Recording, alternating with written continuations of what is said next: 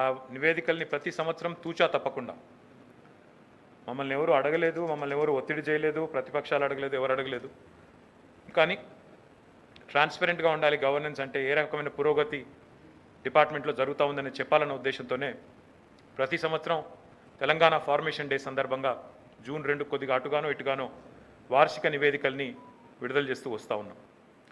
అందులో ఒకటి మాత్రం పక్కగా చెప్పొచ్చు, గౌరవ ముఖ్యమంత్రి పెద్దలు కేసీఆర్ గారి నాయకత్వంలో ఈరోజు తెలంగాణ రాష్ట్రం భారతదేశంలోనే అతి చిన్న వయస్సు కలిగిన రాష్ట్రం అయినప్పటికీ, అన్నిటికంటే లేటెస్ట్గా ఆవిర్భవించిన రాష్ట్రం అయినప్పటికీ మరి ఈరోజు అన్ని రంగాల్లో కూడా ముందుకు దూసుకొని పోతూ ఉంది.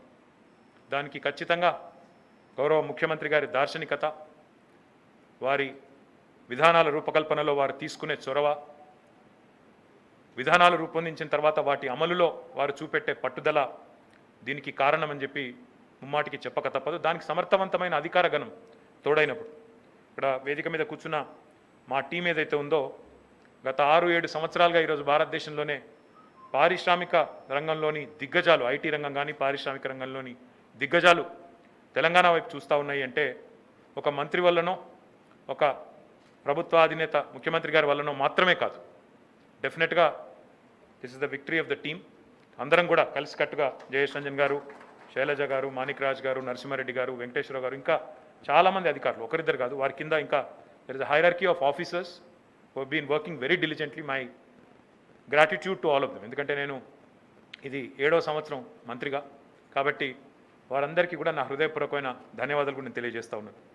ఇక ముఖ్యాంశాల్లోకి వెళ్ళినట్టయితే తెలంగాణ యొక్క GSDP, the GSDP gross state domestic product of Telangana during 2021 was about 9.78 lakh crores.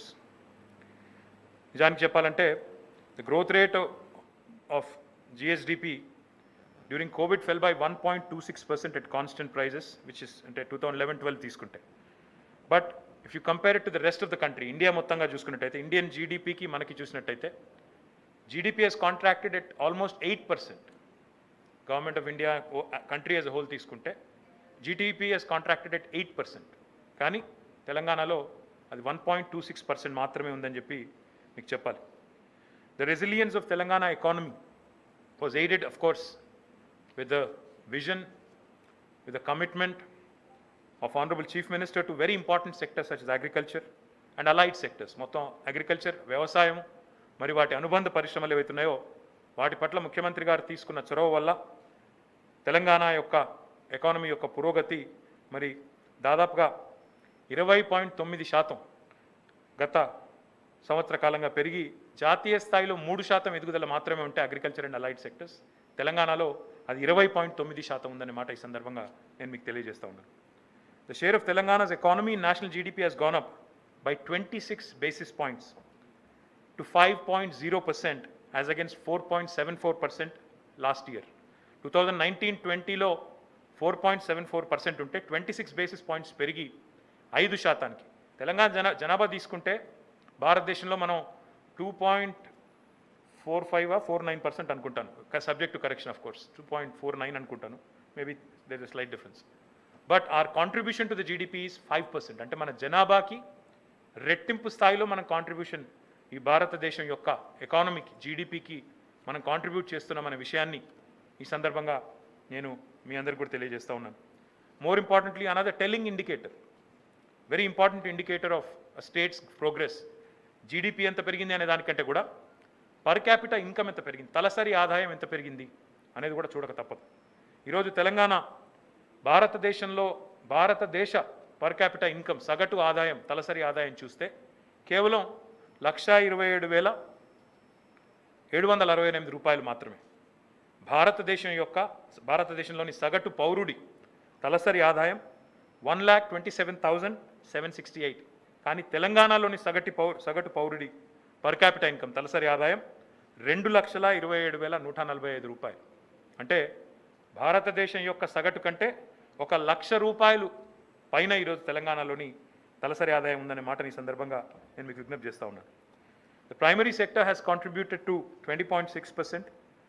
Secondary has contributed to 19.1% and tertiary sector has contributed to 60.3% to the GSVA for 2020 and 2021. Without said, now I'll move away from the numbers a bit and now I'll tell you a little bit more about my departments. ఏ రకంగా IT department కానీ industry department కానీ రాష్ట్రం యొక్క పురోగతికి కూడా దోహదపడిందనే విషయాన్ని కూడా నేను చెప్పక తప్పదు. అందులో ముఖ్యంగా ఐటీ సెక్టర్ యొక్క అభివృద్ధి ఎంత పెద్ద ఎత్తున జరిగింది అనేది కూడా నేను మీకు వివరించి చెప్పాల్సిన బాధ్యత నా మీద ఉంది. Telangana has been growing at a phenomenal pace in the last 7 years, especially the IT sector and industry sector. మనం పోయిన సంవత్సరం కూడా తీసుకుంటే I'm very happy to share with you. Last year numbers తీసుకుంటే 19-20 hour IT exports were 1,28,000 crores. But I'm delighted in the middle of this pandemic also. పోయిన సంవత్సరం మొత్తం the entire IT department, IT industry was working from home. పోయిన సంవత్సరం మార్చి నుంచి ఈ సంవత్సరం ఇప్పుడు మనం మాట్లాడుకునే ఈ నిమిషం దాకా కూడా working from home has become the new normal. Last year, while the IT exports were 1,28,000 crores, this year I'm happy to share with you that we have touched a new high of 1,45,522 crores in IT and ITES exports from Telangana. Telangana has seen more than double the estimated average national growth rate. Telangana భారతదేశం యొక్క growth రేట్తో పోలిస్తే, దేశం యొక్క national growth రేట్తో పోలిస్తే IT and IT exports విషయంలో మనది double growth rate ఉందనే మాటను ఈ సందర్భంగా నేను మీకు విజ్ఞప్తి చేస్తూ ఉన్నాను. More importantly the employment. ఏ పిల్లలైతే చదువుకుని ఉద్యోగాలు కావాలని తహతహలాడుతుంటారో వారికి సంబంధించి I have to share with you, even during this pandemic